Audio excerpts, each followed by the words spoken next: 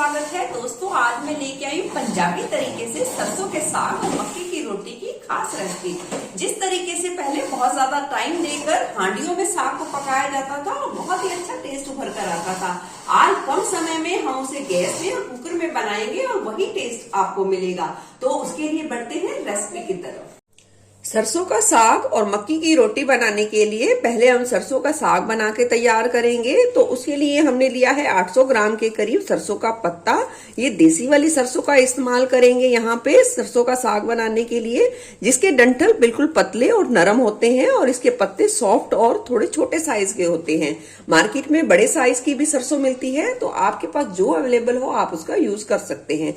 साथ ही मैंने ली है 200 ग्राम के करीब ली है यहाँ मैंने पालक, और 100 ग्राम के करीब यहाँ बथुए का यूज करेंगे और 1 मुट्ठी के करीब यहाँ हम मेथी का यूज करेंगे। तो अब बढ़ते हैं रेसिपी की तरफ। सबसे पहले हम सरसों के पत्तों की कटिंग करेंगे। इस तरीके से एक एक करके लगाते जाएंगे और एक इसकी गुच्छी तैयार करेंगे। और देखिए इसमें कोई भी देखिए ऐसे पीला पत्ता हो या कूड़ा हो या कोई घास का टुकड़ा हो तो आप उसे साथ साथ ही गुच्छी बनाते समय निकालते जाइए। ये देखिए कि जैसे इस तरीके से ये पीला पत्ता है तो आप इसे निकाल दीजिए। इसी तरीके से हम सारे साग की गुच्छी तैयार करके उसकी कटिंग करेंगे। ये देखिए कुछ इस तरीके से। इसके डंठल सॉफ्ट होते हैं बहुत ज्यादा, उसे छिलने की जरूरत नहीं होती, तो हम बस थोड़े से डंठल एक्स्ट्रा वाले डंठल को हम उतार लेंगे। इस तरीके से कटिंग कर लेंगे और इस तरीके से काट लेंगे। ये देखिए जो देसी वाली सरसों होती है और एक बड़े वाली सरसों होती है, अगर आपके यहाँ देसी वाली सरसों मिलती है तो आप उसी का यूज कीजिए। उसके मुकाबले में इस सरसों का साग बहुत ही ज्यादा टेस्टी बनता है और बहुत ही ज्यादा मुलायम बनता है। इसी तरीके से अब हम सारे सरसों के पत्ते की कटाई कर लेंगे। देखिए सरसों के पत्तों को हमने काट के रख लिया है। अब सरसों के साग की दूसरे पत्तों को भी देखते हैं। सेम सरसों के पत्तों की तरह इसी तरीके से पालक के भी गुच्छी बनाएंगे पत्तों की, और जो भी एक्स्ट्रा पत्ता हो, गला हुआ हो, घास हो तो उसको हम साथ ही साथ अलग करते जाएंगे। देखिए कुछ इस तरीके से पालक के पत्तों की हमने इस तरीके से गुच्छी बना ली है और इसके अब एक्स्ट्रा डंठल को हम निकाल देंगे और इसे भी काट लेंगे।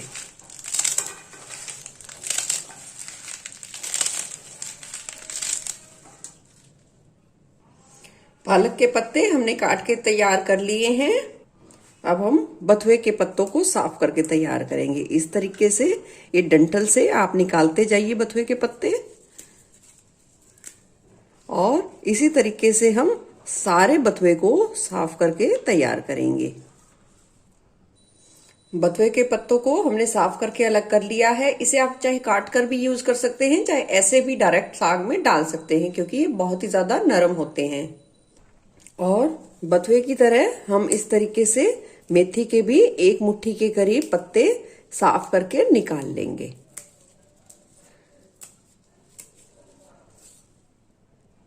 मेथी को साफ करने के बाद देखिए हमने पालक, बथुआ और मेथी को अलग बर्तन में साफ करके रखा है, क्योंकि इन तीनों चीजों में साग के मुकाबले में बहुत ज्यादा मात्रा में रेत मिट्टी पाई जाती है। तो हम इसे अलग पानी में अच्छे तरीके से 3 से 4 बारी धोएंगे और इसे तैयार करेंगे साग के लिए। और साग को यानी सरसों के पत्तों को अलग धो के तैयार करेंगे। अब साफ किए हुए और धुले हुए साग को हम डाल देंगे कुकर में। कुकर में साग को हमने अच्छे तरीके से डाल दिया है धोकर। अब गैस की फ्लेम कर देंगे हम ऑन, और मीडियम फ्लेम पे साग को थोड़ा सा श्रिंक यानी कि दबने तक और पानी छोड़ने तक हम ऐसे ही खुला इसे छोड़ देंगे। ये देखिए साग देखिए थोड़ा सा बैठना शुरू हो गया है। करछी की सहायता से हम इसे थोड़ा सा दबा देंगे और थोड़ा सा चला देंगे। देखिए ये इसलिए करना जरूरी है, इससे हमें ये पता चल जाता है कि साग ने कितना पानी छोड़ा है। अगर साग ने कम पानी छोड़ा है तो आप आगे की प्रोसेस में थोड़ा सा पानी डालकर यूज कर सकते हैं, यानी कि उबलने के लिए पानी का यूज कर सकते हैं। अगर साग ने पानी अच्छे तरीके से छोड़ा है तो आप पानी का यूज ना करें। अब डाल देंगे इसमें 7 से 8 हरी मिर्चें या अपने स्वाद के अनुसार। डाल देंगे 7 से 8 लहसुन की कलियां, एक बड़ा टुकड़ा कटा हुआ अदरक और थोड़ा सा डाल देंगे इसमें धनिया पत्ता। डाल देंगे स्वाद के अनुसार नमक। सभी चीजों को एक बार मिला लेंगे। अब गैस की फ्लेम को हम कर देंगे लो पर और कुकर का ढक्कन लगा के साग को हम आधा घंटा के लिए पकने देंगे और फिर भाप निकालकर चेक करेंगे साग को। देखिए साग बहुत ही अच्छे तरीके से उबल चुका है और साग में जितना पानी हमें चाहिए साग को घोटने के लिए उतना पानी भी है। अगर लगे कि पानी सूख गया है तो आप इसमें कच्चे पानी का भी इस्तेमाल कर सकते हैं और ज्यादा पानी हो तो आप उसे निकाल सकते हैं। अब साग में लगाएंगे हम आलन। डाल देंगे हम 2 छोटा चम्मच के करीब गेहूं का आटा और उसे अच्छे तरीके से मिला देंगे। अगर आपका साग दूसरा यानी कि मोटी सरसों वाला है तो आप उसमें 3 चम्मच आटे का इस्तेमाल करें। ये सॉफ्ट वाली सरसों है, देसी सरसों है, तो सिर्फ 2 चम्मच आप आटे का इस्तेमाल करें। अब साग को हम कर लेंगे ग्राइंड। आप चाहे तो इसे मिक्सी में भी कर सकते हैं और आप चाहे तो इसे देसी स्टाइल लकड़ के घोटने से भी कर सकते हैं। मैं यहाँ हैंड ब्लेंडर का यूज करूंगी।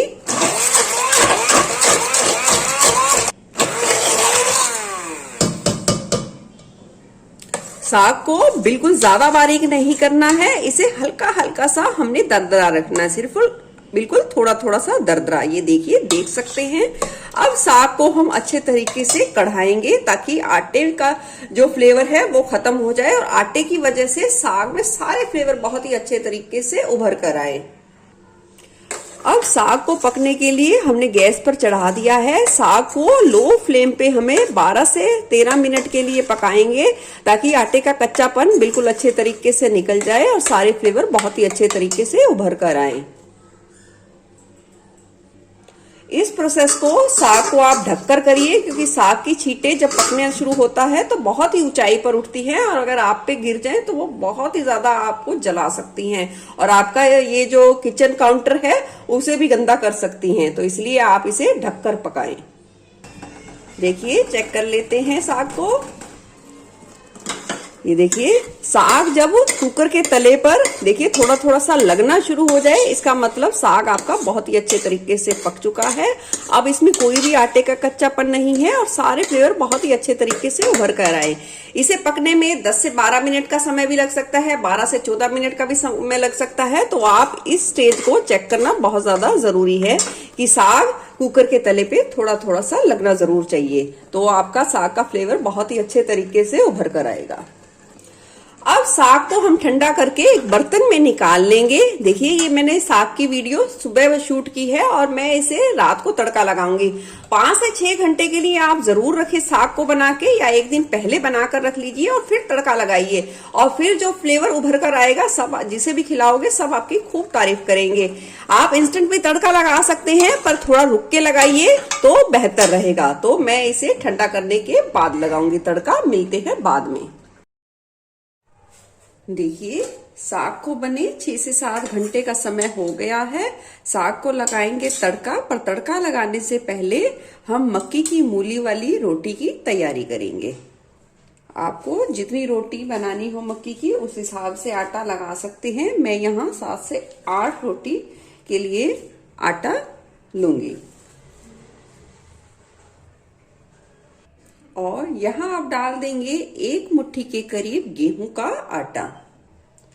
7 से 8 रोटी के लिए हमने एक मीडियम साइज की मूली ली है जिसे हमने बारीक कद्दूकस कर लिया है और उसे भी डाल देंगे। बिना निचोड़े ही आपको मूली को डालना है पानी के साथ। डाल देंगे 1/4 चम्मच से थोड़ा सा ज्यादा नमक। नमक की क्वांटिटी आप अपने स्वाद के अनुसार कम ज्यादा कर सकते हैं। सभी चीजों को अच्छे तरीके से मिला लेंगे।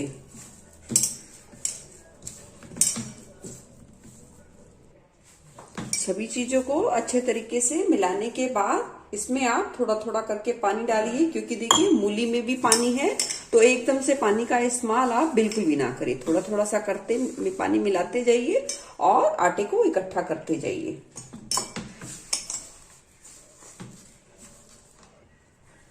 आटे को हमने इकट्ठा कर लिया है। देखिए आटा देखिए बिल्कुल भी जिस परात यानी जिस बर्तन में हमने गूंथा है उससे बिल्कुल भी नहीं चिपका है। इसका मतलब हमने बिल्कुल सही मात्रा में पानी का इस्तेमाल किया है। अब हम इसका हल्के हल्के हाथ से पानी का सिर्फ हाथ लगाएंगे और 3 से 4 मिनट के लिए आटे को अच्छे तरीके से गूंथ लेंगे। आटे को देखिए हमने गूंथ लिया है और आटा देखिए बर्तन से बिल्कुल भी नहीं चिपका है। बिल्कुल जरूरत पड़ने पर बिल्कुल नाम मात्र पानी का हाथ लगा के ही आटे को हमने गूंथना है। देखिए आटा हमारा बहुत ही अच्छे तरीके से गूंथ चुका है। अब आटे को इकट्ठा करके आटे को रख देंगे 10 से 15 मिनट के लिए सेट होने के लिए, ताकि आटा हमारा बहुत ही अच्छे तरीके से मक्की की रोटी के लिए तैयार हो सके। और इतने में हम लगा लेंगे सरसों के साग को तड़का। तड़का लगाने के लिए कढ़ाई में हम डालेंगे 1 बड़ा चम्मच के करीब देसी घी को गरम करेंगे। घी जैसे ही गरम होगा इसमें डाल देंगे थोड़ा सा खड़ा धनिया। खड़ा धनिया को हम कुछ सेकंड के लिए गरम घी में भून लेंगे। अगर आपको नहीं पसंद तो आप खड़ा धनिया डालना बिल्कुल टोटली स्किप कर सकते हैं। जैसे ही खड़ा धनिया अच्छे तरीके से भुना जाएगा हम इसमें डाल देंगे 2 मीडियम साइज के कटे हुए बारीक प्याज। प्याज को हम गुलाबी होने तक भुनेंगे। प्याज को गुलाबी होने तक भून लिया है, इसे ज्यादा ब्राउन बिल्कुल भी नहीं करेंगे। अब हम इसमें डाल देंगे कटे हुए टमाटर। मैंने यहाँ अदरक और लहसुन का तड़के में इस्तेमाल नहीं किया। अगर आपको फ्लेवर ज्यादा पसंद है तो आप तड़के में अदरक और लहसुन का भी अपने टेस्ट के अनुसार कम ज्यादा इस्तेमाल कर सकते हैं। अब टमाटर को नरम होने तक पका लेंगे। साग को उबालते समय तो हमने अदरक, लहसुन और हरी मिर्च का इस्तेमाल किया ही है, तो यहाँ पे मैंने स्किप कर दिया है। देखिए तड़के को हमने बहुत ही अच्छे तरीके से भून लिया है। अगर आपको लगे कि नमक डालना है तो आप तड़के में नमक का इस्तेमाल कर सकते हैं, पर पहले साग को थोड़ा सा टेस्ट कर लीजिए फिर नमक का इस्तेमाल करें, क्योंकि साग को उबालते समय हमें ऑलरेडी नमक का इस्तेमाल कर चुके हैं। अब डाल देंगे इसमें आधी चम्मच के करीब लाल मिर्च पाउडर। अगर आपको तीखा कम पसंद है तो आप लाल मिर्च पाउडर की जगह कश्मीरी लाल मिर्च पाउडर का भी इस्तेमाल कर सकते हैं कलर के लिए। अब सारे तड़के को 20 से 30 सेकंड के लिए अच्छे तरीके से भून लेंगे, ताकि मिर्च का बहुत ही अच्छा टेस्ट आए और बहुत ही अच्छा कलर आए। अब डाल देंगे इसमें सरसों का साग। मैंने जितना साग बनाया था मैं यहाँ आधे साग का यूज करूंगी और ये आधे साग के हिसाब से ही मैंने आपको तड़का बताया है। इसे अच्छे तरीके से मिला लेंगे।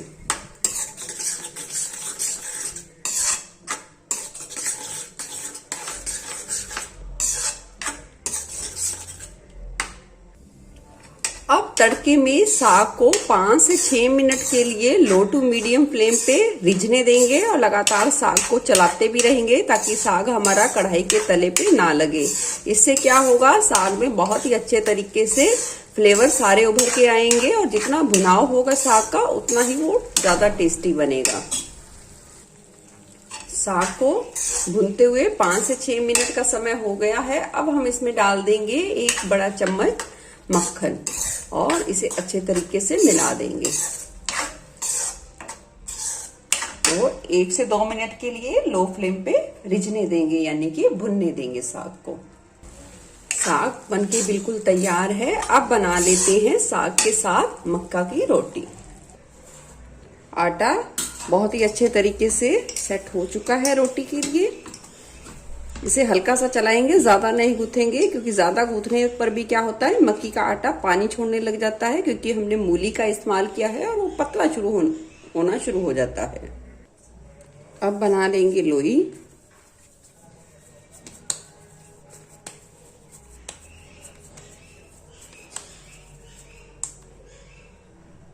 हमने एक प्लेट में मक्की का सूखा आटा ले लिया है, इसे अच्छे तरीके से लपेट देंगे और हल्के हाथ का प्रेशर देते हुए बेलेंगे।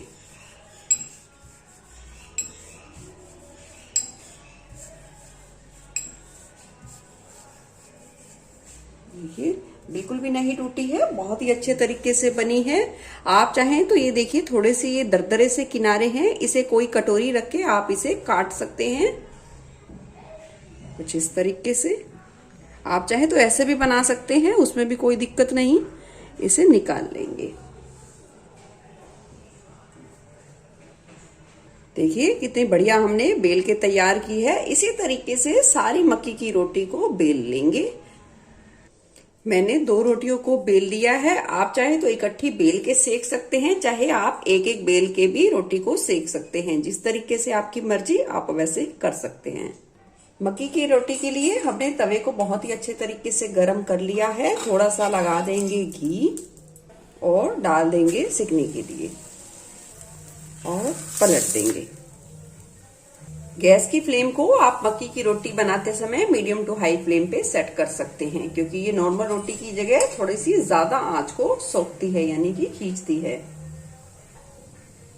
अब रोटी को पलट देंगे। आप रोटी को इस तरीके से सूती कपड़े का प्रेशर देते हुए भी सेक सकते हैं, जैसे आप चपाती को सेकते हैं, या दोनों तरफ थोड़ा सा घी लगाकर भी इसे अलट पलट कर सुनहरा होने तक सेक सकते हैं। वो आपकी चॉइस है, आप किस तरीके से खाना पसंद करेंगे। देखिए देख सकते हैं पास से कितनी बढ़िया मक्का की रोटी बनके तैयार हुई है। डाल देंगे दूसरी रोटी भी। मक्का की रोटी बनके बिल्कुल तैयार है। अब कर लेते हैं पूरी थाली को हम सर्व। गर्मा गर्म सरसों के साग में हमने डाल दिया है मक्खन और प्लेट में लगा दी है मक्की की रोटी, मुट्ठ मार के तोड़ा हुआ कच्चा प्याज, हरी मिर्चें और गुड़।